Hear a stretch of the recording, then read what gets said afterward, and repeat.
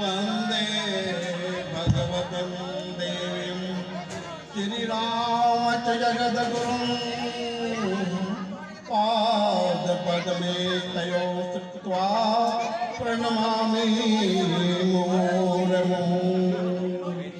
राम कथा प्रारंभ करो गुरुवर करो सहाय। आइए इन्हीं भाव के साथ सबसे पहले मैं परम आदरणीय अग्रज गुरुदेव यथा नाम तथा गुण राम सुमेरी यादव जी के अटपट प्रेम को पा करके आज मानस संगोष्ठी में आने का मुझे सौभाग्य प्राप्त हुआ और मैं कृतकृत्य हो गया। क्यों कृतकृत्य हो गया?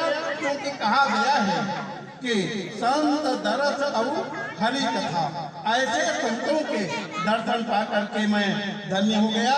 और इस पुनित मेला में उस नवजात शिशु और उनके दादा और उनके नानी परिवार को सब समय साधुवाद देता हूँ और उनके उज्जवल भविष्य की मैं कामना करता हूँ। और मैं यही कहूँगा उस परम पिता ये परमात्मा से उस नवजात शिशु दीर्घायु हो, दीर्घायु हो, दीर्घायु हो, साथ में वह धर्मशील हो, धर्मशील हो। और आइए मैं अभी इन्हीं के आशीर्वाद से, इन्हीं के एक स्नेह से गुरुधाम की यात्रा करके मैं धन्य हो गया। और उन्हीं भाव को मैं थोड़ा सा रखने का 2 मिनट में, केवल 5 मिनट मुझे मिला हुआ है।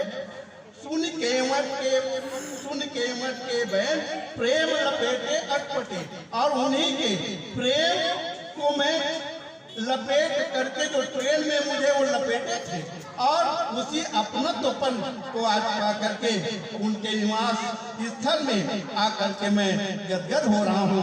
और ऐसे पावन बेला में ऐसे संतों का, ऐसे जनों का आज दर्शन का मुझे अवसर प्राप्त हुआ है। और इसका नाम क्या है? आप सब माला जपते हैं और ये दीदी माँ भी हम सबको माला दी है। उसमें कितने माला है? 108 माला है। और उसी तरह 108 माला जैसे जनों के दर्शन पा करके मैं तो पुनः धन्य हो गया। और मेरा यह जीवन इसी जन्म में नहीं, कई जन्मों तक के यह तर गया, ऐसा कहूँगा मैं। तो ये हम सब क्या है? एक कंटा है, एक माला है। और ये कौन है? ये हमारे गुरुदेव कौन? राम सुमेरी यादव जी, ये सुमेरु है। और उसमें माला जपने के नियम है। जब हम माला जपते हैं तब सुमेरी पर्वत को लांघते नहीं, अगर लांघ जाते हैं तो उसमें टूटी हो जाता है। ठीक उसी तरह मैं यही कहूँगा कि हमारे गुरुदेव हैं और इनका आशीर्वाद मुझे मिलता रहेगा, इनका आशीर्वाद मिलता रहेगा। और इन्हीं भाव के साथ इस यादव परिवार को मैं पुनः नमन करता हूँ और उस नवजात बच्चे के मैं मंगल कामना करता हूँ।